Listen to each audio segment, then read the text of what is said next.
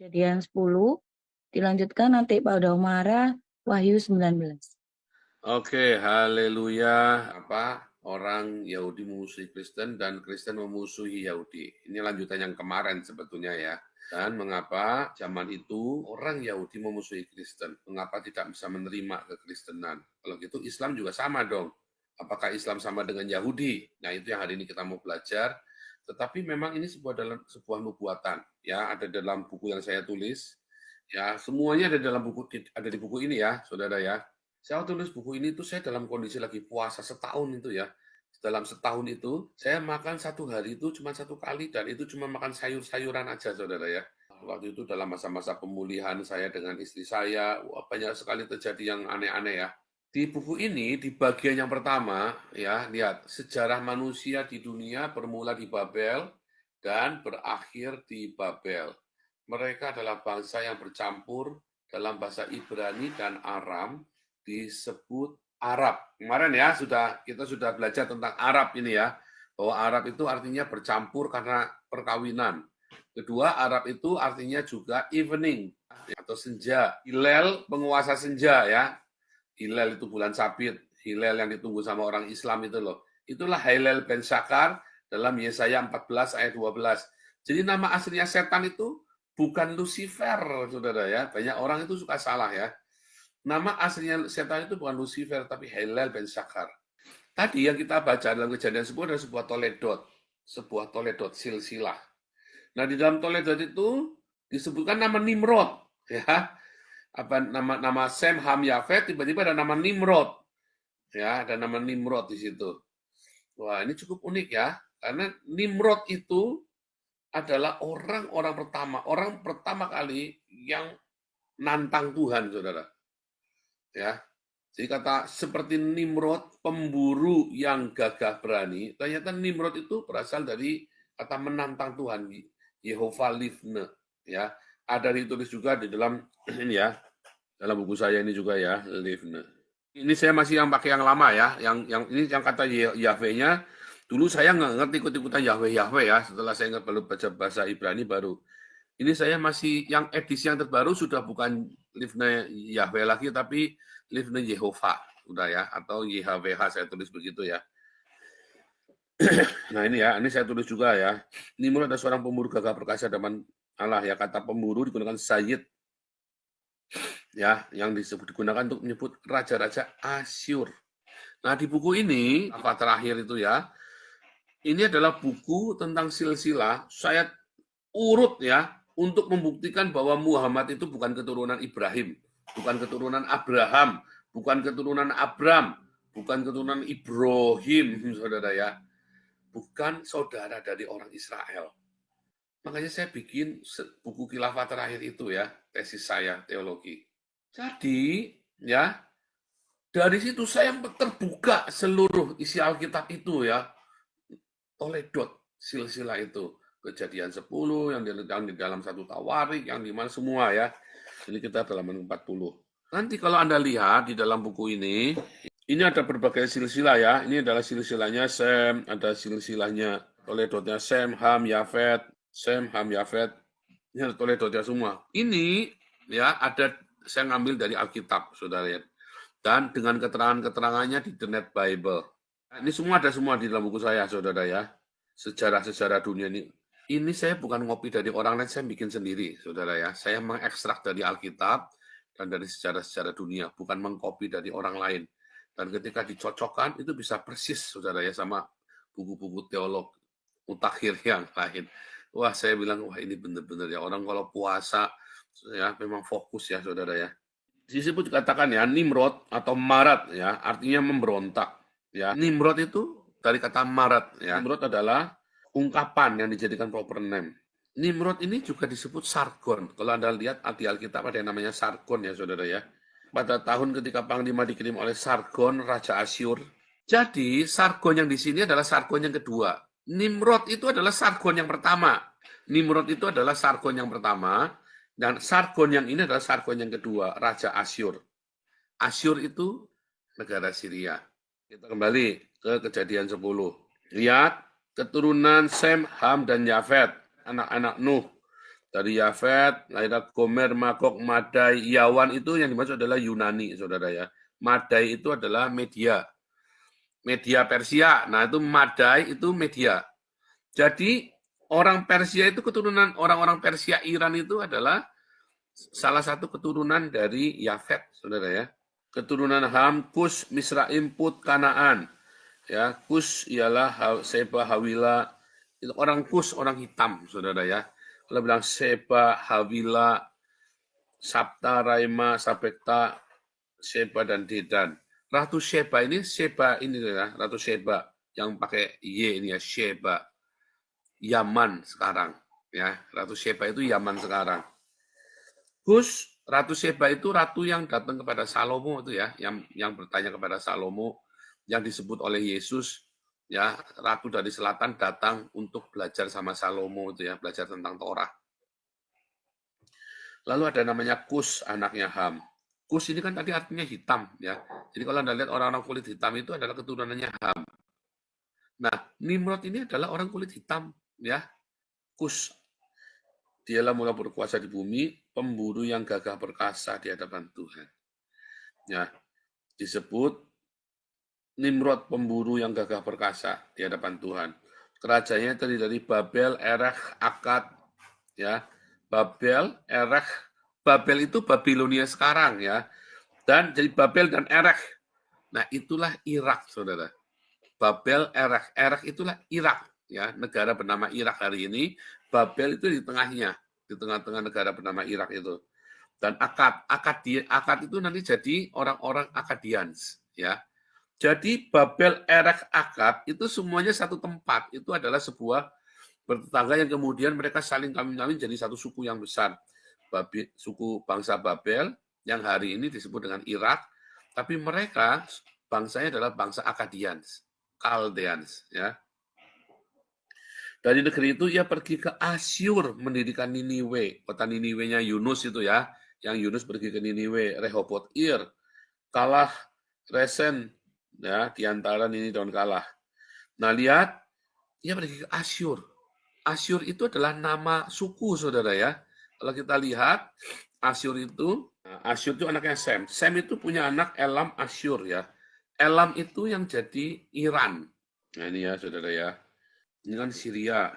Nama lainnya adalah Asyur. Ini Damaskus ya. Nanti kita akan singgung ini ya. Inilah Syria. Inilah yang namanya Irak ya, atau dulu namanya Erech. Ya, Syria inilah Asyur. Inilah di sini Elam. Di ujung ini ya. Ini namanya Elam.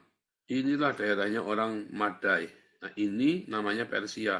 Jadi kalau media Persia itu adalah gabungan antara Madai, media dengan Persia, saudara.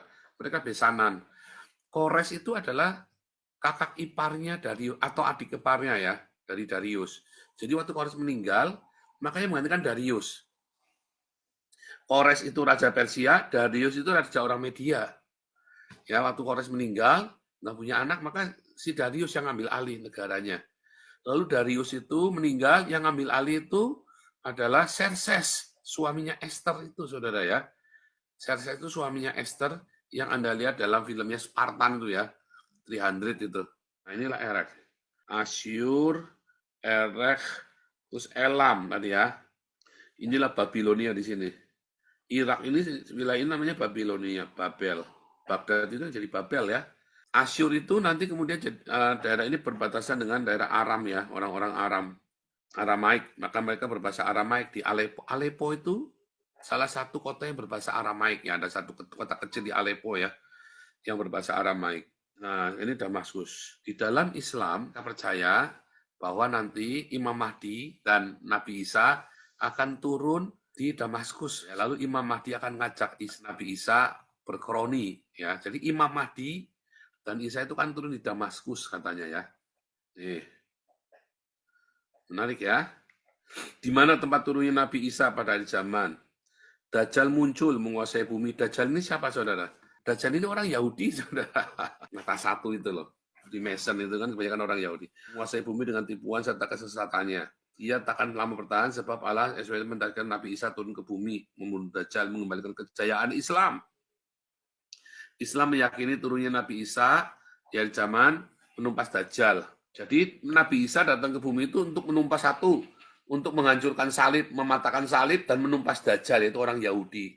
Sesungguhnya Isa menjadi petanda. Adapun Nabi Saum, ya, Allah mengutus Isa di Menara Putih, kota Damaskus, ya, mengenakan pakaian dicelup zafaran, berpegangan pada kedua sayap malaikat. Ya, ada aja ya. Lalu rombongan Isa bertemu dengan Dajjal. Wujudnya Nabi Isa, tanda besar, adalah pada masa Imam Mahdi ketika Dajjal muncul sebelum keluarnya Yakut Makjud. Waduh, ada aja ya. Ini maksudnya Gog Magog ini, Yakut Makjud ini Gog Magog maksudnya itu, saudara ya. Jauh ya, saudara ya. Gog Magog itu nanti ya, setelah kerajaan 1000 tahun. Rasulullah menginformasikan kemunculan Isa terjadi pada waktu iqamah sholat subuh, saudara. Waktu itu Imam Mahdi hendak mengimami sholat berjemaah kaum mukmin. Ya, ketika kedatangan Nabi Isa, Imam Mahdi menawarkan beliau untuk menjadi imam, tetapi Isa menolak, mengatakan Imam Mahdi saja memandunya. Akan senantiasa ada kelompok dari umatku yang berjuang membela kebenaran tegak hingga kiamat. Lalu Isa bin Maryam turun, ketika pemimpin kaum muslimin berkata padanya, silakan Anda mengimami sholat, tapi dia menjawab, tidak, yang menjadi pemimpin kalian adalah kalangan dari kalian sendiri, karena umat kalian telah dimuliakan oleh Allah. Ya, jadi Imam Mahdi itu nanti akan, dan Isa itu nanti ada sama-sama di Menara Putih di Syria itu, saudara ya. Ada yang unik bahwa baik itu Al-Baghdadi, bosnya ISIS, Saddam Hussein, presiden Irak, mengaku dirinya adalah Imam Mahdi, saudara ya. Mereka semua ada di Irak. Kalau Anda membaca buku saya menuliskan bahwa siapapun antikris, dia akan menguasai Irak dulu, saudara. Siapapun antikris, dia akan berkuasa di Irak. Karena semua kejadian, Nephilim, ya, abad ke-35 sebelum Masehi ya, Erak ya, kota itu namanya Erak atau Irak adalah bangsa raksasa, Nephilim. Ya, bangsa raksasa itu adalah orang-orang yang melawan Tuhan, maksudnya ya. Terus 21 ada Babel lama, yaitu Nimrod. Ya, ada di Erak, saudara ya. Lalu abad ke-7, zamannya Nabukadnezar dan Nebukadnezar, Babilonia baru. Di Irak juga ya, namanya Erak, jadilah Irak. Lalu abad ke-7 Masehi, Islamic Golden Age, bukan Muhammad, saudara ya, tapi Bani Abbasiyah. Lahirnya Islam itu zamannya Bani Abbasiyah, bukannya di Mekah loh, tapi di Irak. Ya, zamannya Abbasiyah ya, Khilafah Abbasid itu ya. Lalu abad 21 sekarang ini, saudara, abad ke-21 ini, sekarang kan sudah 2025, jadi kurang 75 tahun. Dalam 75 tahun ini, nanti akan ada penguasa, yaitu Imam Mahdi itu, saudara, yang akan berkuasa di Irak. Ya, dan Imam Mahdi ini lalu akan sholat di gedung di puncak yang putih itu, di Menara Putih, Menara Gading di Damaskus, ya, di Masjid Putih itu. Nah, jadi Syria itu ternyata punya peranan penting ya. Syria itu atau Asyur atau Syria tentang ini. Nah, saudara, di dalam Alkitab tadi pagi sudah saya ini ya, doa pagi ya, bahwa Yesus datang, Yesus datang, Mesias ya, Mesias datang dengan menunggangi keledai. Ada dua kedatangan Mesias ya, yaitu Mesias datang dalam awan-awan, anak manusia datang dalam awan-awan, dalam Daniel 7 ya. Aku terus melihat dalam penglihatan malam itu, Daniel 7, tampak datang dengan awan-awan. Dari langit seorang seperti anak manusia. Matius 24 ya, saudara ya. Pada waktu itu datang tampak ada anak manusia di langit. Semua bangsa di bumi akan meratap melihat anak manusia datang di awan-awan di langit. Awan-awan itu maksudnya cloud itu adalah Shekinah glory, saudara ya. Dengan segala kekuasaan dan kemuliaannya. Itu maksudnya adalah Shekinah glory. Lihat, ada dua hal. Mesias datang bagi orang Yahudi nih ya. Satu itu di awan-awan dengan Shekinah glory. Tapi yang satu, Mesias datang di dalam Zakaria 9 ayat 9. Bersorak-soraklah dengan nyaring hai putri Sion. Bersoraklah putri Yerusalem. Rajamu datang padamu. Ia adil dan jaya. Ia lemah lembut dan mengendarai seekor keledai. Yesus waktu masuk ke Yerusalem itu kan naik keledai, saudara. Di dalam Leviticus ini ya disebutkan Mesias datang dengan dua cara, saudara ya. Satu, di atas seekor keledai. Kata keledai atau kamor, akar katanya sama dengan komar. Kamor itu keledai. Komar itu adalah beban keledai, saudara. Bebannya keledai itu namanya komar. Biasanya segala hal itu termasuk waktu Abraham menaruh beban di atas keledai itu adalah kayu-kayu ranting-ranting persembahkan korban bakaran akidah Ishak mau disembelih itu ya. Menaruh komar di atas kamor. Nah, Musa juga menaruh istrinya dan anaknya di atas keledai, saudara. Artinya kalau di kutai Sikhos itu ya sama seperti Musa menaruhkan istri dan anaknya di atas keledai, sama seperti Abraham membawa komar, yaitu peralatan yang buat korban. Artinya istrinya, anaknya, seluruh. Makanya Tuhan Yesus bilang apa, saudara? Barang siapa lebih mencintai istrinya, anaknya lebih dari aku, dia tidak layak ikut aku, saudara. Artinya kita memang harus berkorban. Berkorban artinya jangan sampai istri atau anak itu membuat kita tidak bisa mencintai Tuhan. Itu maksudnya Tuhan Yesus seperti itu, saudara ya. Orang tuanya juga sama ya, keluarganya lah pokoknya seisi rumahnya. Dalam tradisi orang Yahudi itu dikatakan, kalau Mesias datang dengan seekor keledai, maka artinya orang Israel sedang tidak baik-baik saja. Mensimbolkan kemiskinan, saudara. Artinya lagi nggak baik-baik saja. Makanya orang Israel disuruh merendahkan hati. Tetapi kalau orang Israel dalam kondisi baik, maka Mesias akan datang di dalam Shekinah Glory, dalam awan kemuliaan. Itu nanti, saudara. Secara tidak langsung orang Yahudi sedang percaya bahwa Mesias itu datang 2 kali, saudara. Satu, datang di Yerusalem dalam kondisi Israel saat itu tidak baik-baik saja. Bahkan orang Israel merasa sombong, tidak bisa menerima Yesus. Nggak baik-baik saja, nggak mau merendahkan hati. Mereka merasa hebat, merasa jago, lebih suci dari yang lainnya. Makanya Yesus datang dengan seekor keledai. Dan Wahyu berkata, kamu merasa dirimu baik-baik saja, kamu merasa dirimu kaya, padahal kamu miskin, melarat, telanjang. Ya. A passage from Talmud that compares Zechariah prophecy with one of Daniel, who described Messiah coming quite differently. Behold, with the clouds of the heaven, one whose visage was like a man was coming. Our sages, ya, ada sebuah kisah, ya, melakukan rekonsiliasi, sebuah perbedaan visi yang berbeda. If the Jews are worthy, kalau orang-orang Yahudi itu layak, maka Mesias akan datang dengan awan kemuliaannya, ya, the clouds of the heaven, yaitu Shekinah glory. If they are not worthy, he will come as a poor man riding on a donkey. Ya, itu yang dikatakan ya. Bukan kata saya, saudara ya. Ini katanya Rabi Yahudi. Jadi, secara tidak langsung mereka entah mengapa sudah mengatakan orang-orang Yahudi, Yesus datang dengan keledai masuk Yerusalem. Berarti mereka lagi tidak baik-baik saja orang Yahudi ini. Dalam keadaan sombong rohani. Padahal dongkinya itu, Mesias datang dongki melambangkan kemiskinan. Wahyu, saudara ya. Engkau berkata, aku kaya, aku telah memperkayakan diriku dan aku tidak kekurangan apa-apa. Dan karena engkau tidak tahu bahwa engkau melarat dan malang, miskin, buta, dan telanjang. Berapa banyak Anda merasa hidupmu hebat, saudara. Padahal kamu tuh miskin, buta, dan telanjang. Kamu merasa kamu lebih tahu dari orang lain. Kamu merasa kamu lebih pintar. Ini orang nggak berpendidikan, tapi merasa lebih pintar dari kita, saudara. Kayak Muhammad ya, buta huruf, tapi merasa lebih pintar daripada orang-orang Yahudi yang baca tulis, saudara. Yesus bisa baca tulis. Dia sekolah sarjana, makanya dipanggil rabai. Semua nabi sekolah, udah saya bilang bolak-balik ya. Banyak orang tidak berpendidikan, karena dia berhasil sedikit saja, dia merasa lebih hebat daripada orang lain. Yang lain itu goblok semua, pokoknya yang paling pintar dia, saudara. Orang ini kasihan sekali, saudara. Orang ini biasanya akan posesif. Kenapa? Karena dia insecure, saudara. Kita balik lagi ya, Matius 24. Setelah Yesus cerita tentang kedatangan anak manusia, dan Yesus datang, terus bilang apa, saudara? Siapakah hamba yang setia, bijaksana, yang diangkat tuannya? Berbagilah hamba yang didapati tuannya melakukan tugasnya itu ketika tuannya datang. Tuanku tidak datang-datang, lalu ia mulai memukul hamba-hamba lain, makan minum bersama pemabuk-pemabuk. Ketika Yesus datang, maka orang-orang Israel ini lagi gebuki orang-orang yang sungguh-sungguh tulus sama Tuhan. Bahkan para rasul itu kan dibilang hamba-hamba yang lain kan, digebukin, saudara.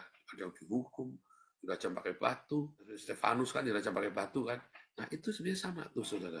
Mengapa di zaman Yesus dan para rasul orang Yahudi tidak mau menerima Yesus sebagai Mesias dan memusuhi orang Kristen, saudara? Apakah Yesus itu adalah antikristus? Oh iya, itu adalah roh antikristus. Tapi bukan antikristus yang akan datang itu, bukan. Tapi itu adalah antikristus. Sekarang sudah ada bersama di tengah kita antikristus katanya Yohanes ya. Itulah antikristus. Karena kita orang-orang yang diurapi, maka orang ini nggak suka sama orang yang diurapi ini, saudara. Orang Kristen itu kan, kalau dia lahir baru, yang memberitakan Injil, berdiakonia, itu adalah orang yang diurapi. Nah, itulah Yesus yang datang dengan keledai. Dan kedatangan Yesus pertama datang dengan keledai. Jadi keledai itu bukan bangsa Ismail, bukan, saudara ya. Keledai itu adalah sebuah kondisi, ya sama seperti awan-awan. Itu adalah sebuah kondisi Shekinah glory. Yesus tidak datang dalam Shekinah glory, tetapi di dalam kemiskinan. Miskin, melarat, buta, telanjang. Dalam kondisi kerohanian yang miskin. Itulah nubuatan tentang orang-orang di Babilonia, Syria. Tadi tentang perang Syria ini, itu hanya percikan-percikan kecil, saudara. Tapi ada nubuatan yang lebih besar lagi, yaitu saudara? Antikristus itu akan ada di Irak, dan dia akan menguasai seluruh daerah Sinear tadi, dari Damaskus sampai ke Media Persia, sampai ke Elam. Itulah yang akan terjadi. Dan Syria itu adalah sebuah kerajaan di mana Nimrod, itu ada ditulis ya dalam buku saya tadi halaman 40 gitu ya. Nimrod itu menjadi raja dari menyatukan seluruh Media Persia, Elam itu ya, Elam, Babel, Erech, sampai ke Asyur, sampai ke Niniwe, itu disatukan oleh Nimrod, saudara. Siapa yang menyatukan? Islam, saudara. Nimrod itu adalah agama monoteisme, yang lain itu tidak boleh. Mereka menyembah dewa bulan sabit. Simbol Islam, bulan sabit, saudara ya. Di halaman 40 tadi ya, Anda lihat tadi udah dijelaskan. Lihat ini ya, ini adalah Stella Ur-Namsin ya. Semua stella di Asyur cerita tentang ini ya, bulan sabit. Dewa bulan sabit, dewanya Islam itu ya, saudara ya. Ini bintang dan bulan dan bintang Istar gitu ya. Jadi ketika saya mengajar, saya sambil ngasih tahu ya metaforanya ya, saudara ya, karena kita ini kan di khotbah bukan di seminar. Apa yang Anda perlu persiapkan, saudara? Anda sekarang kan tahu kan bahwa ini memang roh Babel. Mengapa tadi? Ini ya, saudara ya. Dari 35 ke 21, saudara ya. Ini jaraknya 14. Ini 14. Ini 14. Ini 14, saudara, 14 abad, ya kan? 14. 35 kurangi 21 kan 14. 21 kurangi 7, 14. Minus 7 sampai plus 7, itu kan 14. 7 ke 21 kan 14, saudara. Anggap nggak selisihnya itu loh. 14. Kalau Anda melihat angka 14 ini, sudah pernah saya terangkan juga ya. Kita ulangi lagi, karena ada beberapa yang baru. Kita buka di dalam Matius 1, saudara. Jadi seluruhnya ada 14 keturunan dari Abraham sampai Daud, 14 keturunan dari Daud sampai pembuangan Babel, 14 keturunan dari Babel sampai Kristus. Ya, saudara ya. Ada 14. Artinya apa, saudara? 14 itu angka generasi. Kalau itu ada di dalam kerajaan Allah, maka artinya itu generasi keluarga kerajaan Allah. Ini ya, generasi anak Allah. Tapi kalau angka 14-nya itu di Babel, maka itu adalah generasi anak manusia. Ya, generasi anak Kain. Itu adalah generasi dari antikristus, saudara. Makanya di dalam umat Israel ada roh antikristus. Artinya seluruh generasi selalu ada roh antikristus, saudara. Artinya di seluruh generasi selalu ada roh antikristus. Di dalam kalangan orang Yudaisme ada yang percaya Yesus, tetapi ada yang disusupi antikristus, spirit antikristus. Di dalam kekristenan sendiri juga ada spirit antikristus. Makanya akhirnya mereka jadi Islam. Ya kan, kayak Ani Christian, Stephen Indra, Kainama. Mereka adalah anti dari Kristus, anti dari orang yang diurapi. Apakah orang Islam diurapi? Ya enggak lah, orang Islam kan diurapinya pakai spermanya Muhammad, pakai spermanya Ustadz. Cabulnya minta ampun kan. Tapi orang Kristen itu diurapi oleh Roh Kudus. yang dari surga, saudara. Setelah dibaptis, maka kamu akan menerima Roh Kudus, pengurapan Roh Kudus. Mari sudah diajari ya, mengapa pengurapannya Yesus tidak dalam berupa minyak, karena Yesus bukan orang Lewi. Maka surga yang mengurapi dengan Roh Kudus, karena setiap pengurapan harus dengan minyak zaitun. Dan minyak itu setelah orang diurapi, maka Roh Kudus berkuasa atas hidupnya.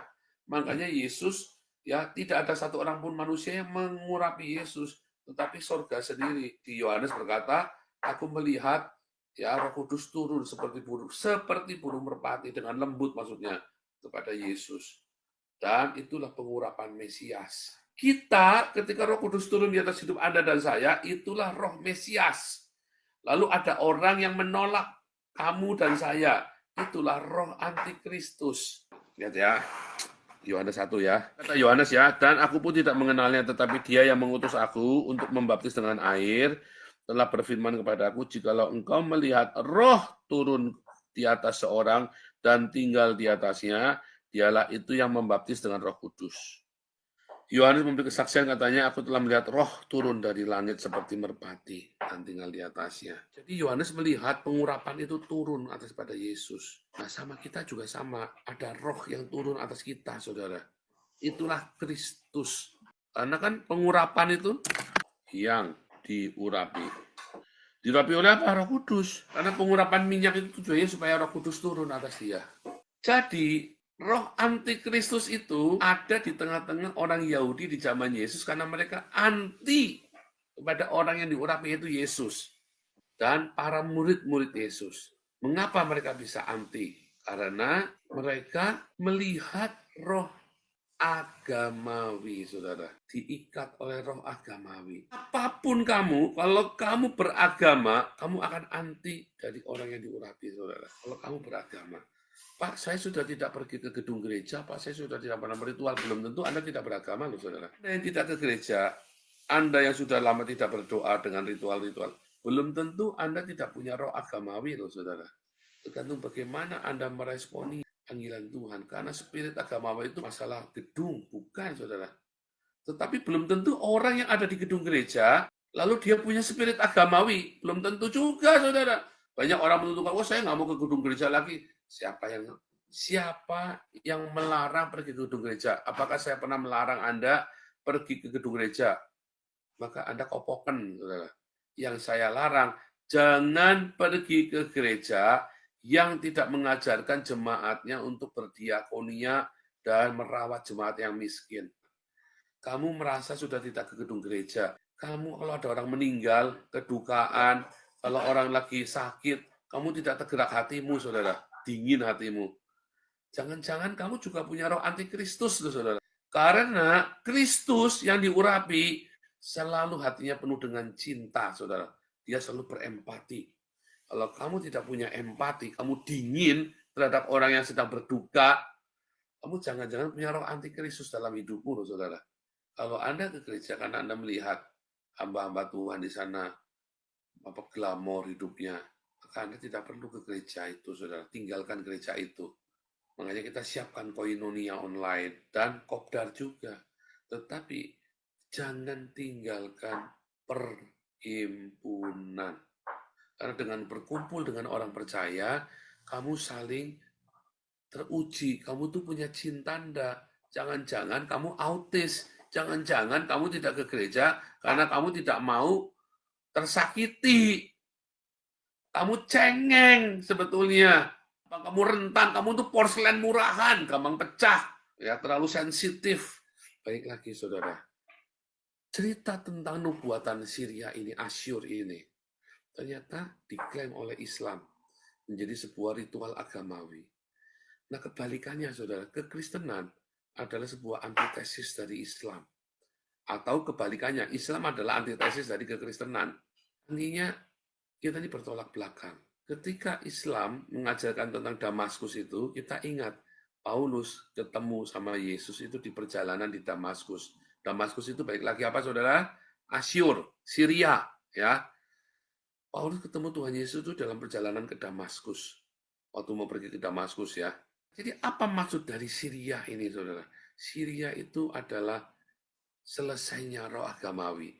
Paulus tadinya hidupnya dengan agamawi, saudara. Paulus itu hidup agamawi ya. Sama tadi ya, Gamaliel ya. Yang dimaksud Gamaliel tadi adalah roh agamawi, saudara. Kamu jangan sok-sokan merasa paling suci. Paulus merasa hidupnya paling suci, lebih suci daripada yang lain, saudara. Padahal dia paling buruk, akhirnya dia mengakui dia yang paling buruk di antara para rasul. Nah, berapa banyak Anda masih terikat dengan roh agamawi, Anda merasa sudah lebih suci dari yang lain. Hati-hati, saudara. Sementara Anda masih hidup di dalam perzinahan. Itulah ending hidupnya Paulus.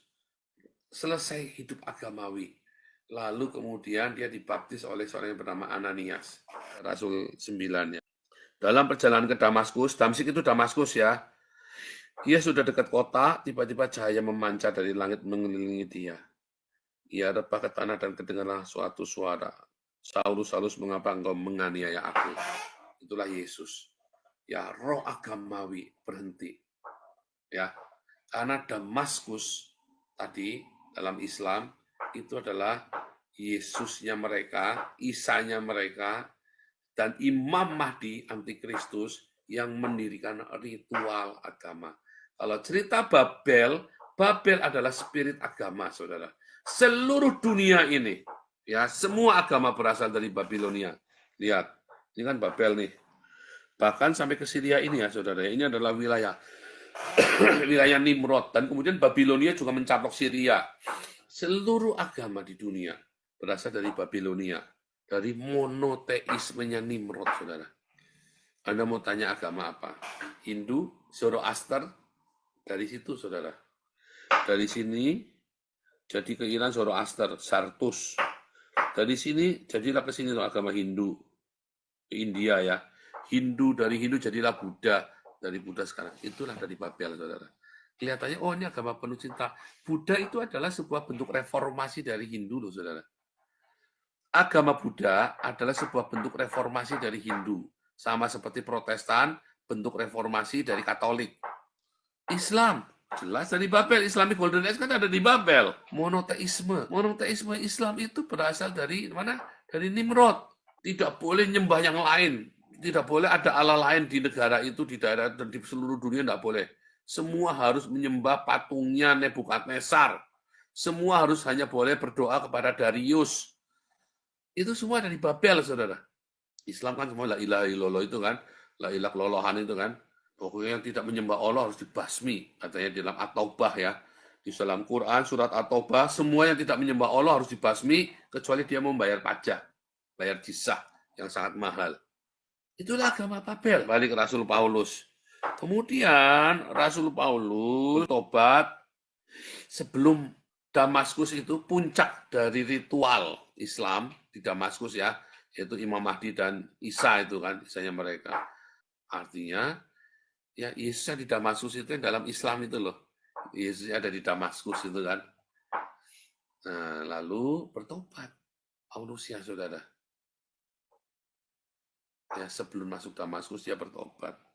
Mereka menuntun Paulus masuk ke Damsik, 3 hari lamanya tidak bisa melihat, dan 3 hari lamanya tidak makan dan minum. Di Damsik, Damaskus ya, Damsik, Damaskus, ada seorang murid Tuhan bernama Ananias. 3 hari kemudian dibaptis sama Ananias. Terus dari situlah Paulus pergi ke Arab.